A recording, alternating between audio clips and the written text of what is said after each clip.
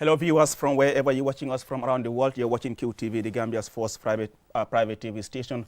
And we are broadcasting from our studios here on Kairaba Avenue. My name is Alu Sise, and it's now time for your weekly State of Affairs program here on QTV Gambia. Well, as part of activities marking the Gambia's 59th independence celebration, which was held last Sunday, President Barrow joined fellow Gambians for a historic national dialogue convened to discuss fundamental issues of concerns to Gambians. Preceding this national dialogue was, of course, an interface with the political party leaders held at the State House grounds in Banjul, and, of course, a stakeholders dialogue on key thematic areas.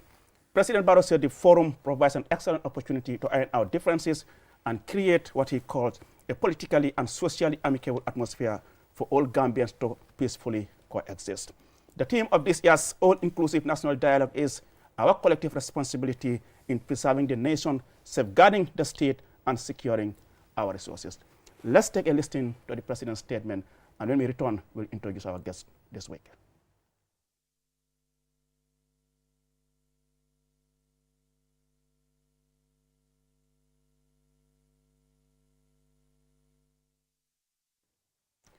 Well, we need the President's speech, which actually was held at the OIC Conference Center. Let's take a listen.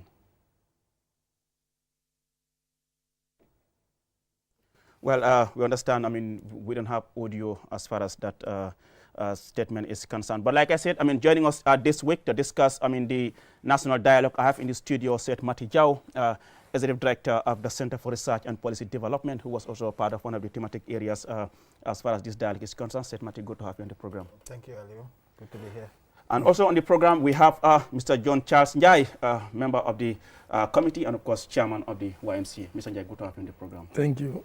And also on the program, we have, we call her Auntie Ami, Ami Bojang Sisaho, who is the Director of Press and Public Relations at the Office of the President. Ma, good to have you on the program. And thank you for having me. Yes, I will start with Auntie Ami and, of course, Mr. Njai and Seth Mati as well. I mean, overall, share with us your impressions with the turnout as far as this inaugural national dialogue is concerned. Thank you very much. I think it was really great because we were targeting 500 people. And alhamdulillah, I think we were able to get our target because when you look at the situation, for me, it was not even about the number alone. It was about the category of people that attended. You had officials, you had community members who are not holding any portfolio, but they are ordinary Gambians who got the news through the media and said, I want to be part of it. And they were not people who could even speak English or understand English. That is why we had the interpretation in the local languages. And we had the sign language there because there were people who were hard of hearing. And not only that, having the political parties represented at the national dialogue on the 16th itself, which was the climax of all the dialogue that took place, tells us a lot as Gambians. Where do we want to be? We want to, it means it's telling us, for me, that people want to talk to each other. They want to have a discussion. They want to have a dialogue that will engage them about national issues. For me, I was really impressed, and not only their attendance, but the time they spent. We were targeting 4 o'clock. We were there around 5 o'clock. So that tells a lot. So I think for me, overall, I'm really happy. And it really gives me the hope that when we have such forum organized in the country, it's going to bring the Gambians closer to each other in terms of their hearts and minds, because it means you will have the opportunity to say what you want to say, and somebody else will have the opportunity to hear what you have to say. And that is very important, even in household, much more as a nation. Mr. Njai, I mean, you were part of the organizing committee. I mean, the timing of this dialogue, what's your impression? Well, I know a lot of people have asked why now. I have asked why not now, because we are celebrating 59 years of nationhood. We have seen what is happening in other countries in our sub-region. Our neighbors are a very good example. So why not now? This, I believe, is the most ideal time that we could sit as a nation, as one people, and just have discussions on things that affect us.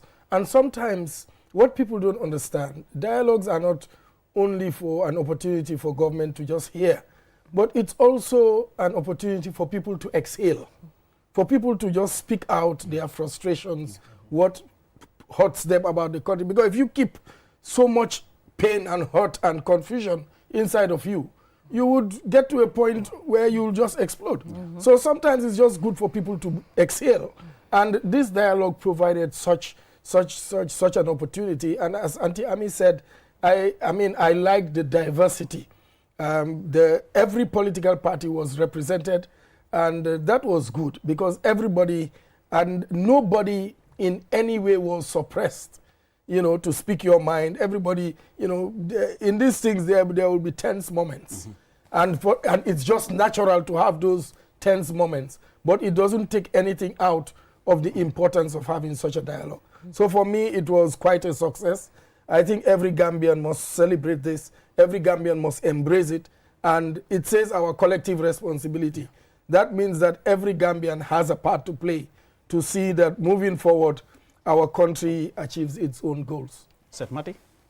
Well, I mean, I just to say thank them. I mean, because they're the organizers and all the people that basically organized this. And if people have been following me since 2017, I think I'm not the only one.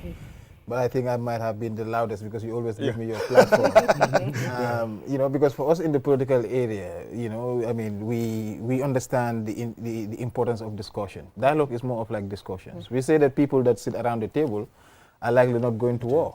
I mean, if they can sit around the table, discuss their issues, you know, address it out. And I think for me, this was that opportunity since the transition for the first time, people had that opportunity. I mean, people were free to talk about, but sitting together with all the political leaders discussing the issue, I mean, I think for me it was a good one, and I think it's a starting of many good engagements, definitely. And I mean, how difficult, or will you say it was difficult to bring together all these different stakeholders from different political parties under one roof? I mean, talking openly. I mean, we had them talk about corruption, hike in basic commodities. I mean, it was quite democratic. People were at will to share their views about the state of affairs of the country. Was it difficult? I wouldn't say it was difficult because everybody had a responsibility. And I think every registered political party, if you're registered, that means that you have a big responsibility. You want to take over the country and govern the country. That means that you have a responsibility. So therefore, if you are called upon on a national issue, you should take that responsibility. And this is why I think it was not difficult. Also, the ordinary Gambian out there also wanted to be part of that discussion. So for me, the problem was, how do we contain the people who wanted to come? You know, this is why some of us don't like these organized situations where you are caught up in a four-wall room to organize things, because there are people who really want to be there and they should be there. But then you are constrained by financial issues to say, okay, if you target 500 and you now bring 1,000 people, how are you going to provide the food for them? And these are structured programs. The catering is there. You cannot go beyond the target. Those who are providing it will not even allow you. You know, so those were some of the constraints that were. But for me, I think maybe we should start thinking of how do we organize it in a better way that will accommodate more people, that will not incur more costs. I think it's really important. I think people really want to talk to each other. And if you listen to the ordinary people who were there, they were raising critical issues. And what I liked about it was that the ministers who were responsible, and even the Chief Justice, decided to stay and come and respond to the issues that were raised by the citizens of this country. I think that was really great. And it's something we really need to nurture and make sure that it's getting bigger and better. And talking about nurturing and keeping it better, let's now listen to the President in this excerpt as he addressed the national dialogue at the OIC Conference Center in Bejiro. Let's take a listen. According to the team, the goal of this National Dialogue Forum, among other outcomes, is to foster national unity, peace, progress, and stability. For me, preserving the nation implies protecting the people and everything associated with them. In particular, their well-being, honor, values, and all that make them stand out distinctly as individuals and communities bound by blood or social ties, as well as other special characteristics. An expected outcome of achieving this objective is a healthy, productive, and happy Gambian population. As a sovereign state, safeguarding the state implies protecting our land, borders, and everything directly under the authority and responsibility of the government. To cite examples, these include our formal institutional arrangements, national symbols and apparatus, legal frameworks, and seals of authority, especially for the three arms of government. In sum, this is about the autonomy or sovereignty of our motherland. It is only when we achieve this successfully that we can sustain strong institutions, efficient services, progress, and stability. Well, there you heard the President of the Republic, President Adama Barrow, they are addressing the national dialogue held at the OIC Conference Center, attended by political party leaders, representatives from the CSOs and, of course, religious leaders were all in attendance, signifying the importance of this national dialogue. And let me just bring you back. In his address, the President spoke about the need to institutionalize the dialogue. What would that entail? When it is being institutionalized, that means that it doesn't matter who is in government. It becomes a Gambian program. Okay. That means that whether he is there or not, whoever comes, you will ensure that the day is dedicated to national dialogue. And I think that is very important.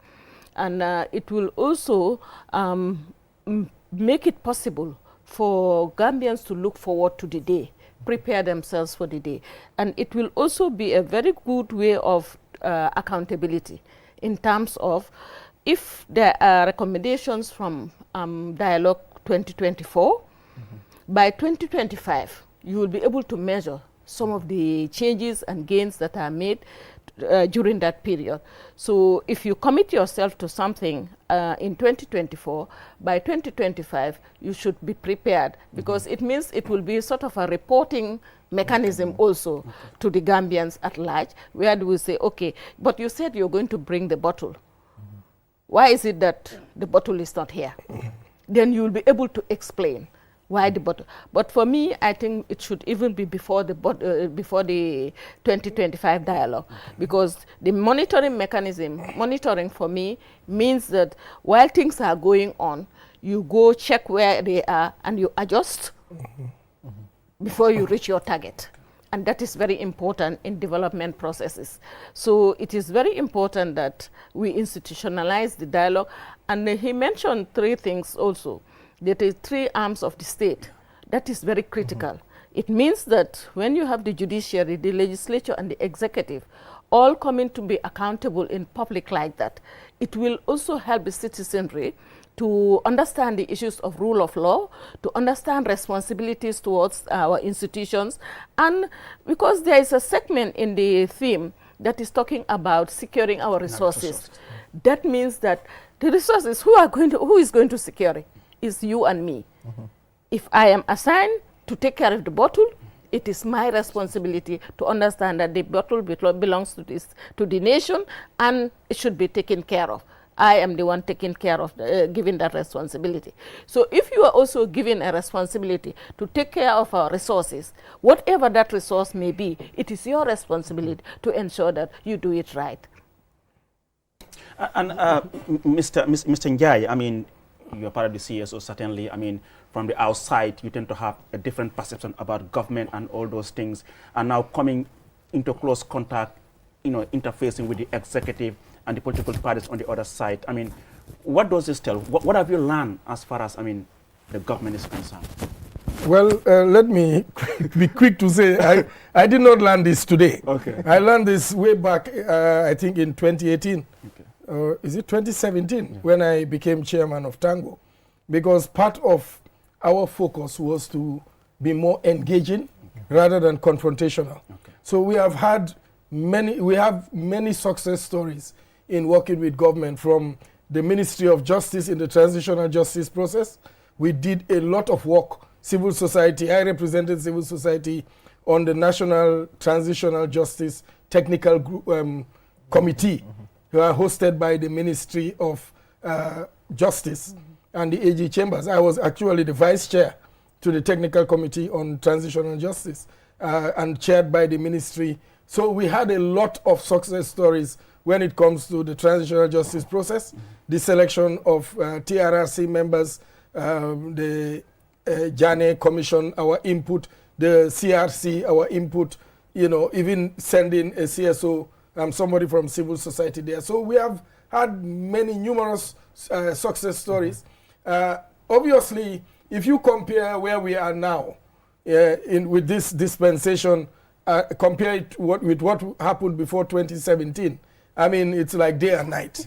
Because, 2017, we were even seen sometimes as opposition, or we were pawns in the hands of the West, pushing the Western agenda. We were not even, our Gambianness was not seen. But at least there is an appreciation of that. But the other thing is, I have also grown to learn that as civil society, we are not government. We have people that are given, that's why they call them the executive. Their job is to execute. What we can do is to add value by supporting and complementing the efforts of government. And now the complementing of efforts, sometimes we don't see eye to eye. And obviously you have seen sometimes we have come out with strongly worded statements, because sometimes we feel government is too slow. Sometimes we feel government maybe doesn't want to do what they are supposed to do. Sometimes we feel government does not want to be accountable. And those are the times maybe you come out with strongly worded statements. But also I have learned that when you consult, when you communicate, one of the things that, a lot of things that people don't know, I do a lot of background work. So I can call any of the ministers, and thankfully they pick up my calls. We have phone conversations. So sometimes as a civil society leader, if I don't react, sometimes, people say, let's issue a statement. But as a leader, sometimes you don't also allow pressure from the people you lead. You set the pace.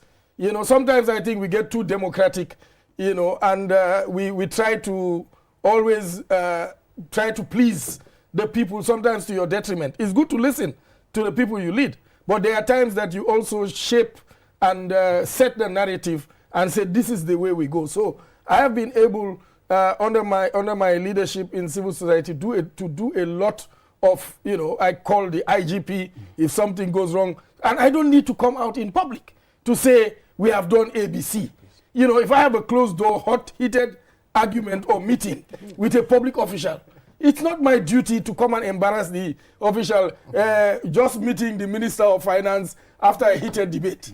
That's childish. Because what we want is the country to move forward. So we have been able to do a lot of work. And this, for me, is just also building up on what has already been done. If you follow the access to information law, that was fully initiated from civil society. I was telling some public officials, I said, the president should have done what the American presidents do.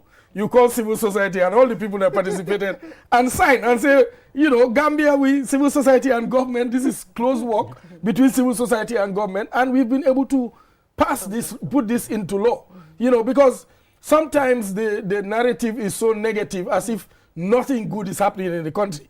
There are issues, and obviously, as civil society, we have to call out government. We have to put pressure. But like Auntie Ami said, one of the things that for this dialogue to be successful, we cannot sit back. If you look at the resolutions, I don't want to preempt the report. Yes, in but fact, part of that's something we no, discussed. I'm just saying. Yeah. But what she has said is Let's not wait for things to fail. There are three arms of government. There is electoral reforms. The National Assembly should, when the bill gets to them, or the bill is even with them, the National Assembly should prioritize electoral reform, because now it's in their hands.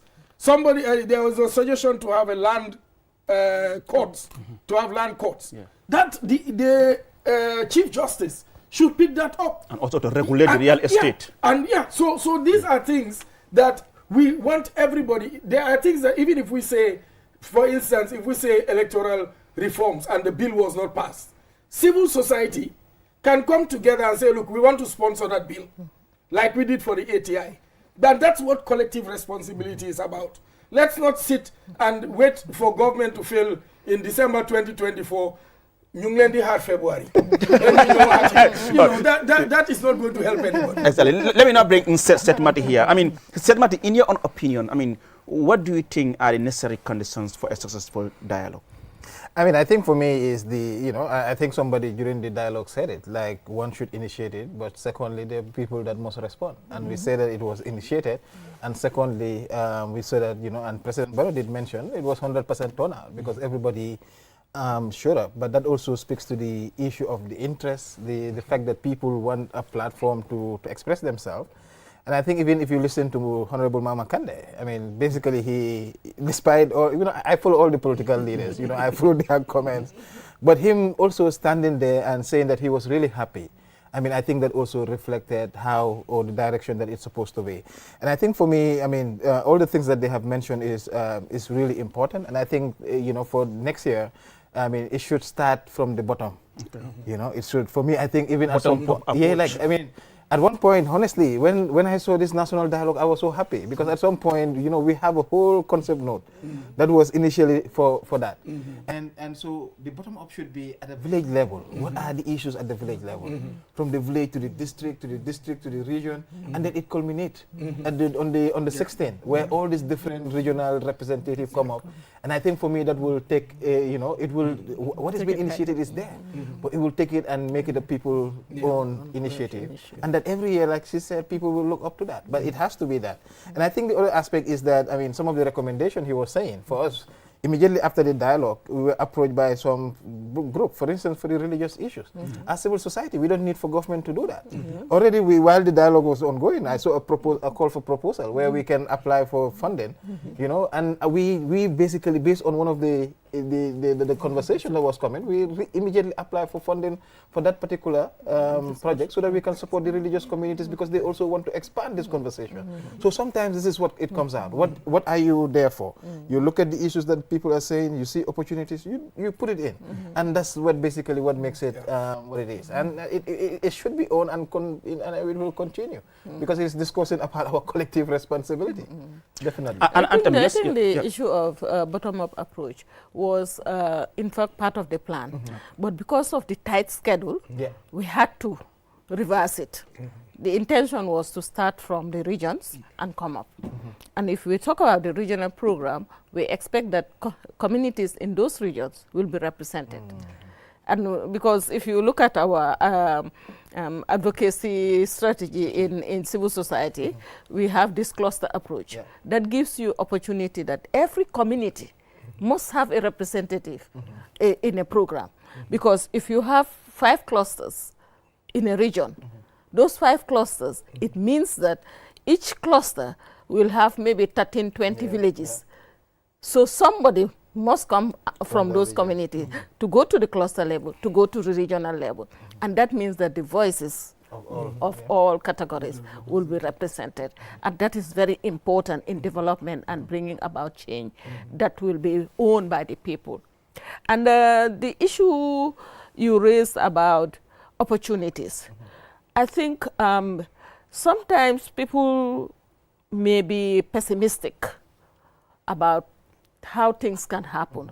But for me, maybe I'm lucky that I was in civil society and now in government. I am able to understand how government operates in such a way that I have a better understanding why we were angry with governments. Because most of the time, there's a lot of bureaucracy. if this bottle is to move here, I will always take this as an example, because the reason what I have noticed is that if the bottle is to move, somebody must say, write it down to say, X, can you move the bottle? And then X will say, based on the discussion from B, now I can move the bottle. So that slow process is what frustrates the bureaucracy. That bureaucracy is what frustrates the fast tracking of development.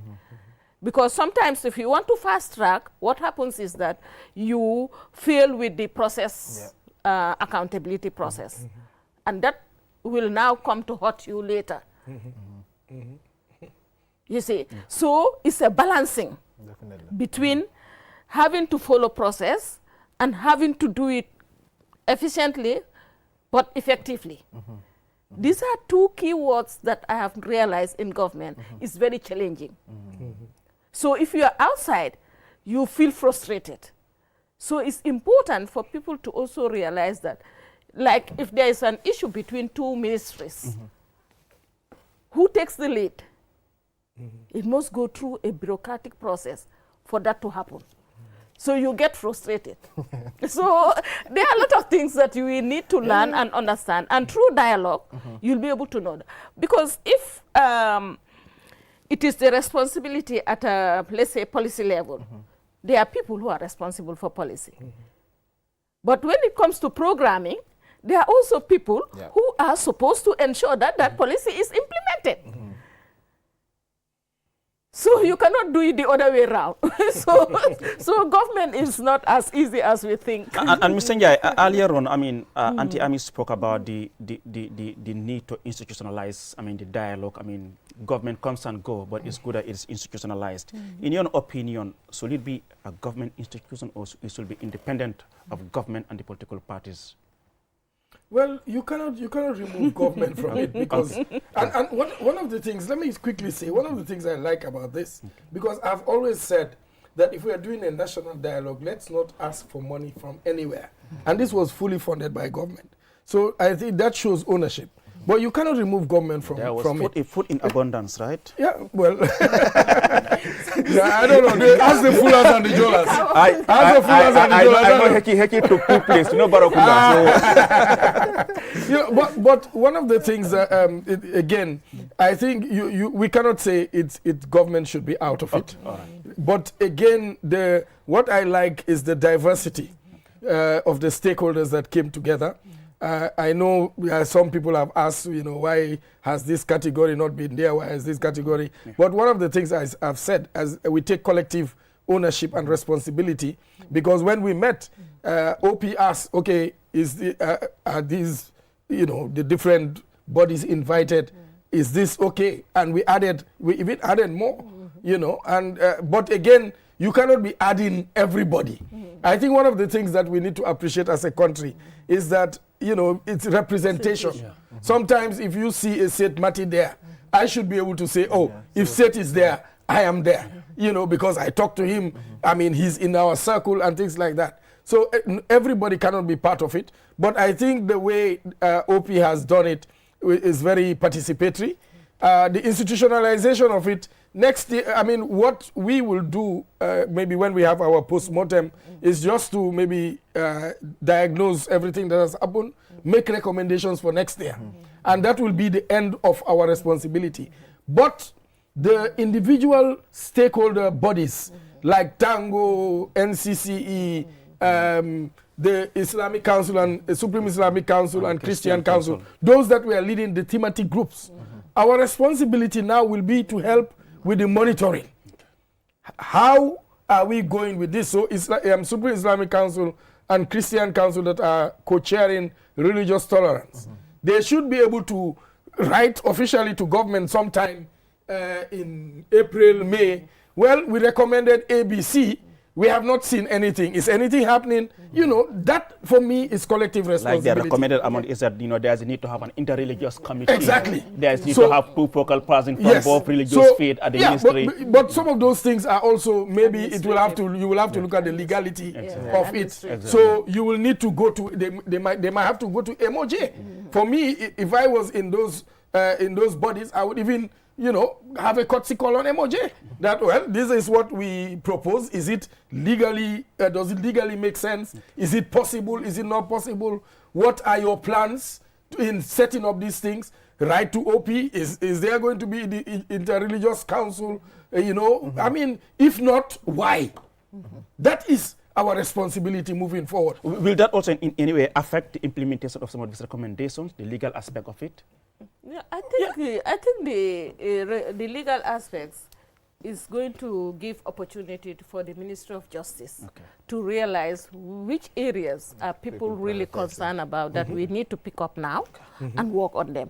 And we know that legal processes are very slow. They have to go through a lot to be able to come to fruition. But what is important also is that when you have the recommendations, some of them may have financial implications. For example, you remember, I think it was the religious group that recommended that they want focal persons at the Ministry of Religious Affairs. So that has financial implications. And already 2024 budget is out. So if you cannot employ people and put them in those positions where you have financial implications. So you see, now it's going to even educate we will be enlightening our citizens to understand, oh, it's not because we said that it should happen or it will happen right now. No, because as you said, what is the legal implication? What is the financial implication? These are two key important points that we have to look all the recommendations. The ones that are more of civic education, you can do those ones. But the ones that have legal implications may take a process for it to be realized. And Seth Mati, I mean, you were part of one of the thematic areas. I mean, we actually looked at political environment for sustainable peace and security, stability rather. Take us through how engaging was it for you to reach or make some of those recommendations? I mean, you talk about bringing back the draft constitution in its present format and all whatnot. Yes. Talking about, giving more support to the IPC.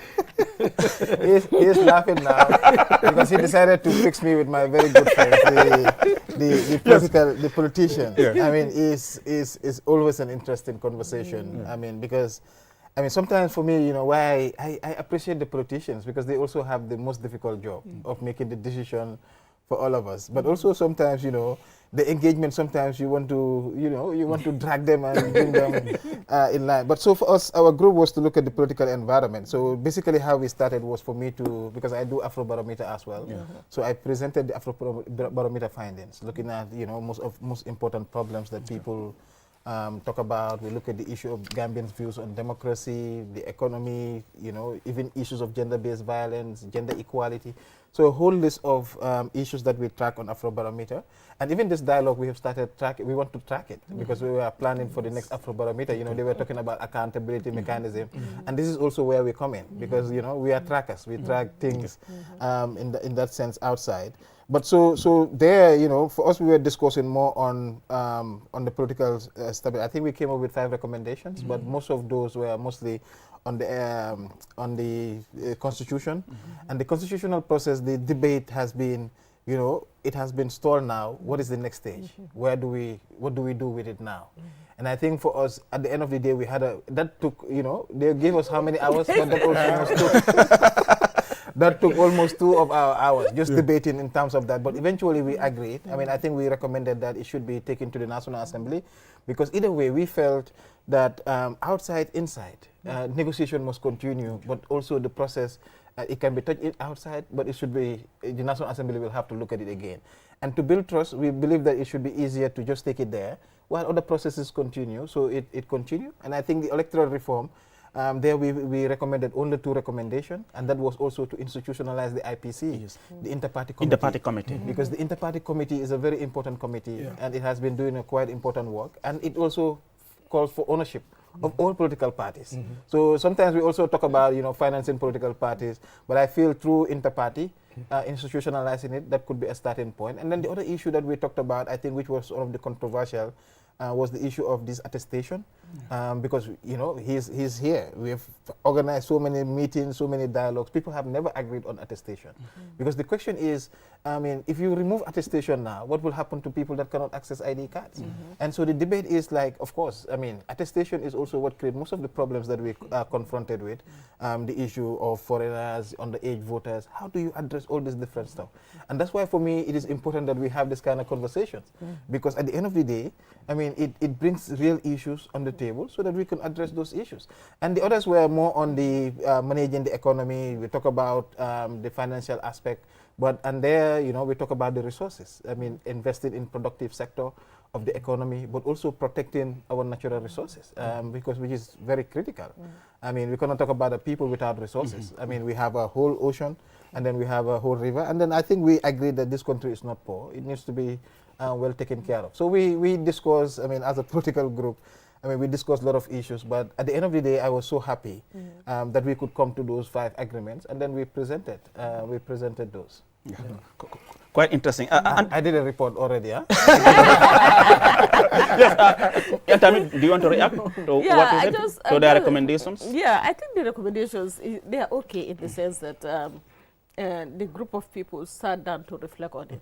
But usually, if you are stakeholders, you are always protective of what you own. Yeah. And that is what happened in that group. Like what we saw in the media as well, role of media in democracy. Yes. We are talking about repealing draconian anti-press laws. I noticed that because everybody was a stakeholder, they were protective of what they wanted. But the dialogue should open give us the opportunity to open and step back and look from the other side. If you step back and look from the other side, then you tend to appreciate. Like the attestation issue, if you look at it.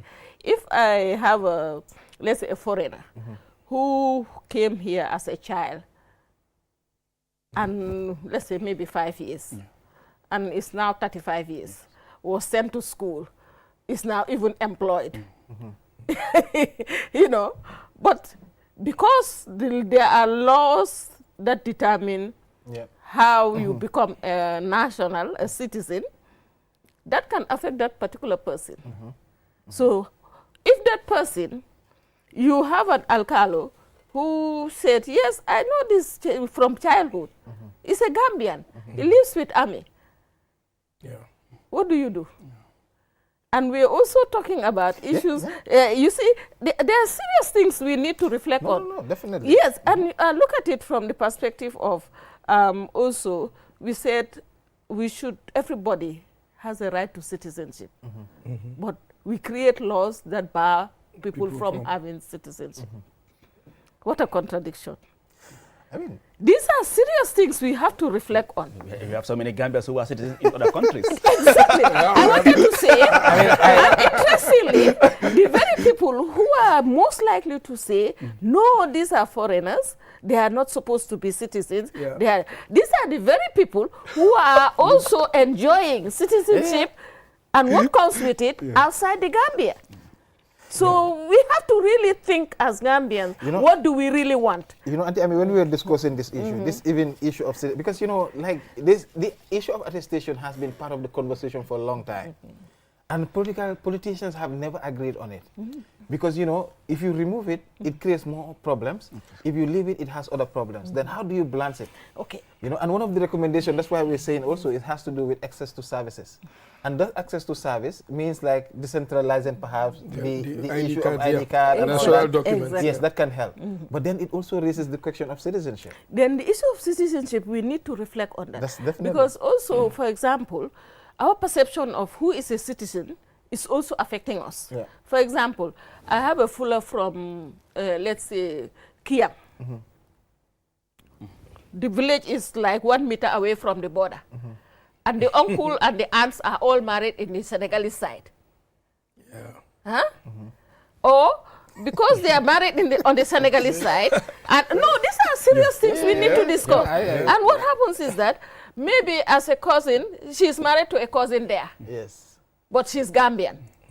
Now, when it's time for election, she comes to exercise her citizen's right.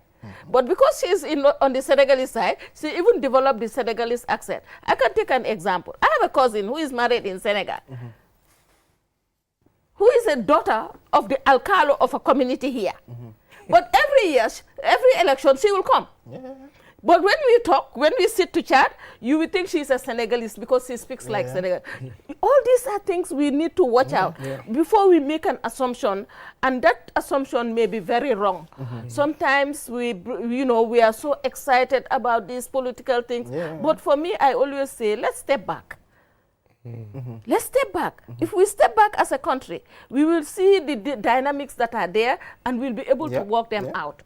Because when you talk about, let's say, even go to Birkama, the border communities, Dasilame and the Senegalese side, how many meters? Yeah, it's the same. And their cousins are married there.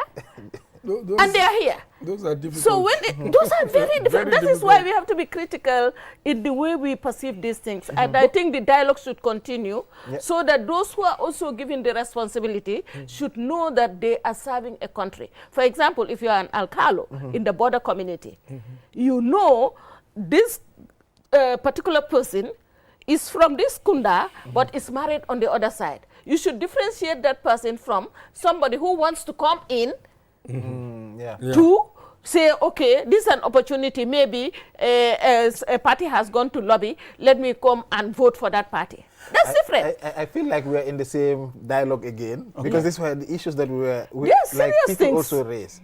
I mean, because sometimes, the question, and that's why people also say that, we have to look at the question of citizenship. Exactly. Because sometimes the issue of attestation has to be linked to those issues. But generally, it's not enough. Like, we need to have that conversation to continue, because these are real issues. We need to. They are real issues. These are real issues, definitely. They are real issues. And as you said, we need the services to also help us delineate the difference.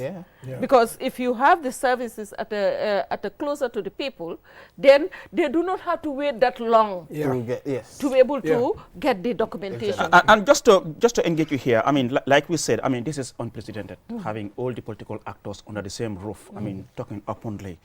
How did this idea came about? And tell me. I know you are very innovative, try to bring in every independence, new things. Yes. How did the idea come about?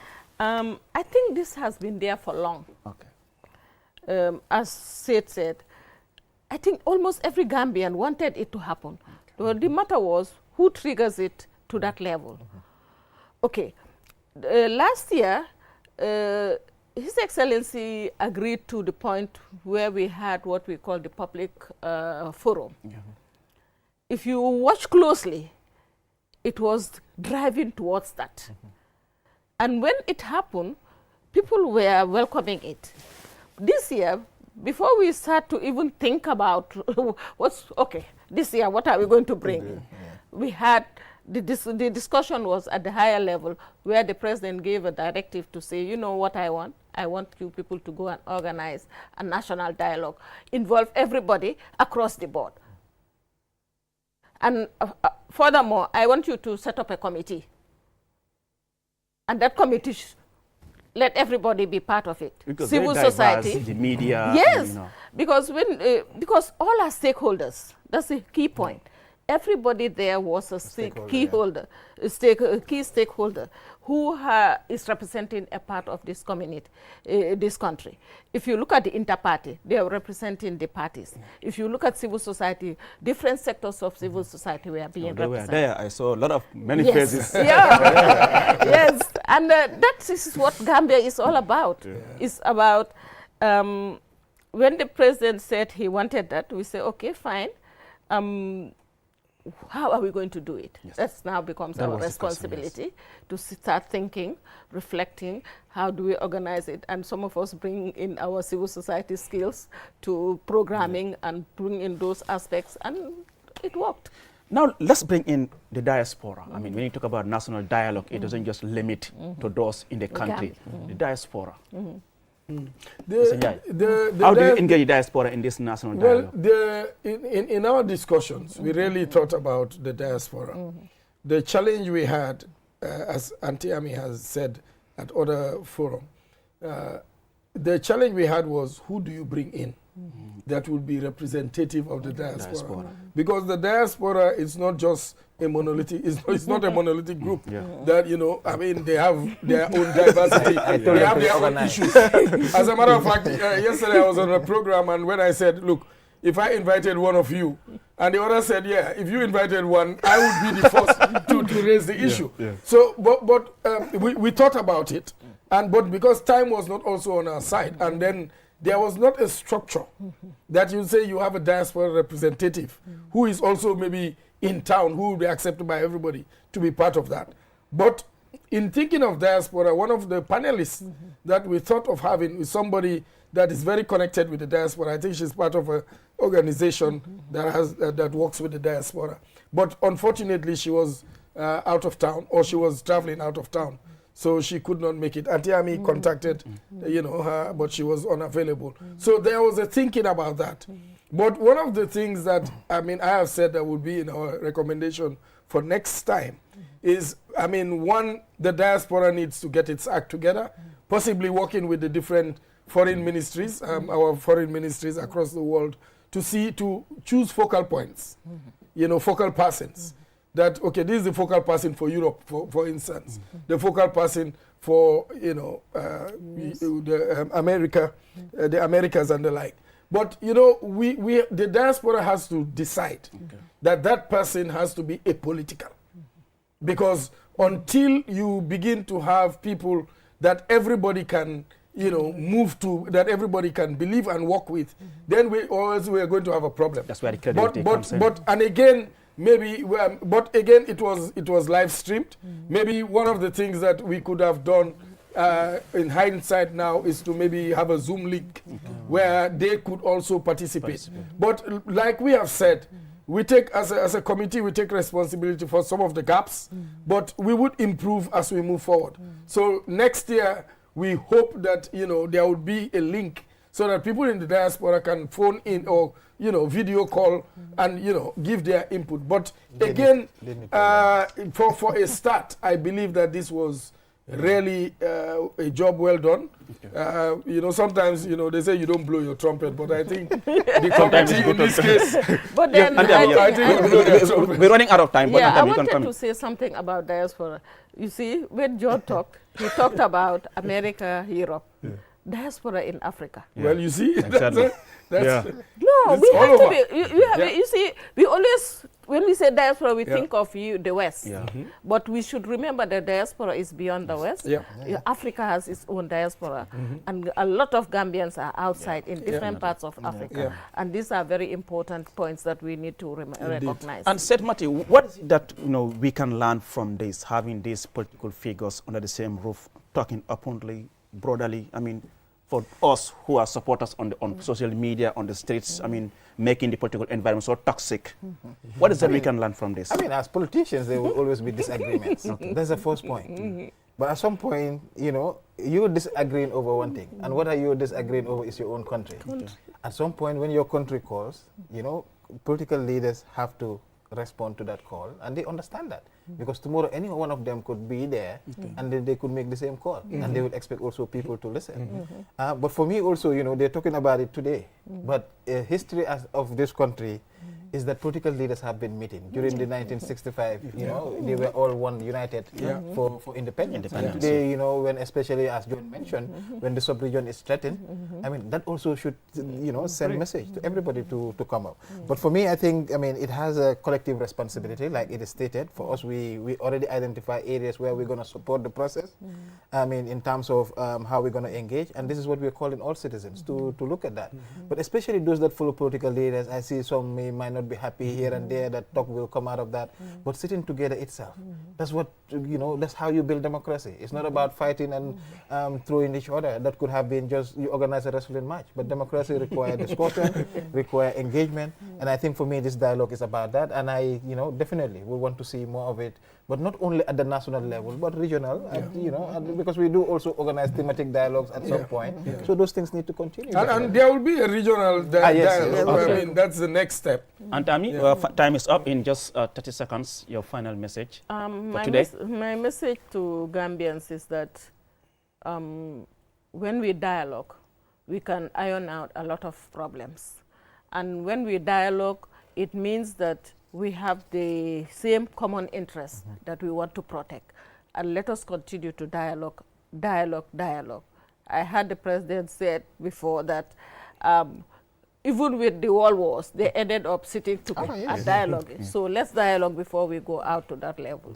Thank you so much. That was Auntie Ami Bojang Siso. You know, we all call her Auntie Ami Bojang Siso, a Director of Press and Public Relations at the Office of the President. It was good to have you on the program. And John Charles Njai, Chairman YMCA and a member of the committee that actually organized the National Dialogue. It was good to have you, Mr. Njai, on the program. And Seth Mati, he is not new to this program. Thank you so much, Seth Mati, for having you on the program as well. Well, viewers, with that, we bring an end to this week's edition of the State of Affairs program. I was your host, Aliou Cissé. On behalf of everyone here at QTV, we thank you so much for watching and keep watching QTV. Bye-bye.